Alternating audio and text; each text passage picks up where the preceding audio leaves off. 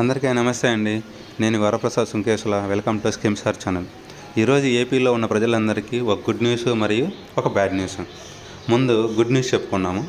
ఈ good news ఏమిరా అంటే, ఇప్పుడు ఇచ్చిన స్మార్ట్ రేషన్ కార్డులో మనము కానీ దారబోసుకుంటే ఇంతవరకు ఎలా తెచ్చుకోవాలో గవర్నమెంట్ చెప్పలేదు.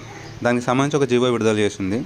మనకిచ్చిన స్మార్ట్ కార్డు కానీ దారపోతే మన దగ్గరలో ఉన్న సచివాలయంకి వెళ్ళి డూప్లికేట్ రైస్ కార్డు అప్లై చేసుకుంటే డైరెక్ట్గా మన ఇంటికి కానీ లేదా సచివాలయం కానీ వెళ్తుంది. అక్కడికి వెళ్ళి మనం తీసుకోవచ్చు.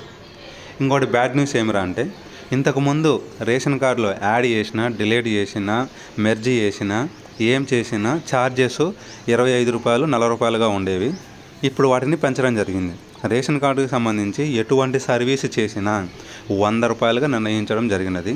కాబట్టి ఇది బ్యాడ్ న్యూస్గా చెప్తున్నాను. ఇక మీద రేషన్ కార్డు సంబంధించి ఎటువంటి సర్వీసులు చేయాలన్నా మినిమం 100 రూపాయలు చెల్లించాలి.